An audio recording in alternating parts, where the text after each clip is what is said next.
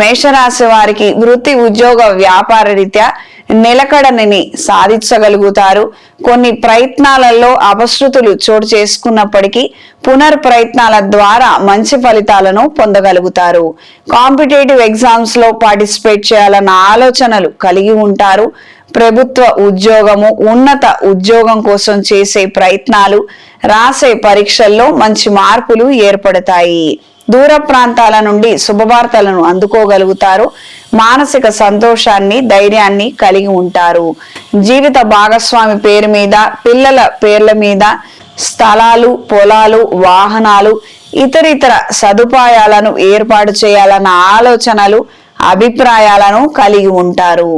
కొంతమంది ద్వారా ఏర్పడుతున్నటువంటి చికాకులకు సంబంధించి గట్టి నిర్ణయం తీసుకోవాలన్న ఆలోచనలు ఏర్పడతాయి. బంధువుల్లో కొంతమందికి ఆరోగ్యం బాలేక వాళ్ళకి మీరు ధన సహాయం చేసే పరిస్థితులు ఏర్పడవచ్చు.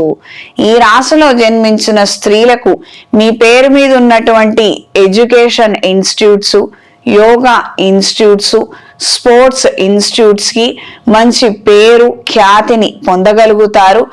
విరాళాలకు సంబంధించిన అంశాలు ముడిపడతాయి. 4 అడుగులు ముందంజలో ఉండగలుగుతారు. ప్రత్యర్థులకు సంబంధించినటువంటి అంశాలు, వాళ్ళు చేస్తున్నటువంటి వ్యవహారాలు, వాళ్ళ గురించి గల సంబంధిత విషయాలను తెలుసుకునే ప్రయత్నాలు, అనుచరుల ద్వారా విశేషాలను తెలుసుకునే ప్రయత్నాలు అనుకూలంగా ఉంటాయి. మంచి ప్రయత్నాల ద్వారా, ప్రణాళికల ద్వారా ప్రయోజనాలను పొందగలుగుతారు. ఆవేశానికి మాత్రం లోబడి ఏ నిర్ణయాలు తీసుకోవద్దు. అపశృతులు చోటు చేసుకునే అవకాశం ఉంటుంది.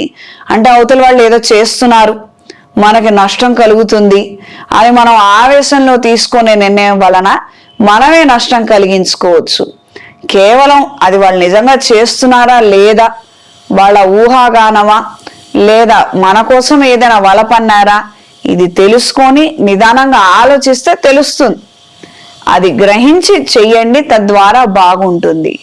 ప్రజాదరణ కలిగినటువంటి వ్యాపారాలు చేయాలన్న ఆలోచనలు కలిగి ఉంటారు. తాత్కాలిక వ్యాపారాలు, చిన్నపొన్న వ్యాపారస్తులకు కాలం అనుకూలంగా ఉంటుంది. ఈ రాశిలో జన్మించిన వారికి ఈ వారం కలిసొచ్చే రంగు ఎరుపు, కలిసొచ్చే దిక్కు పడమర, కలిసొచ్చే సంఖ్య 5. ప్రతిరోజు నవగ్రహ స్తోత్ర పారాయణ చేయండి. నవగ్రహ ఒత్తులతో, అష్టమూలికా తైలంతో సూర్యగ్రహం దగ్గర దీపారాధన చేయండి.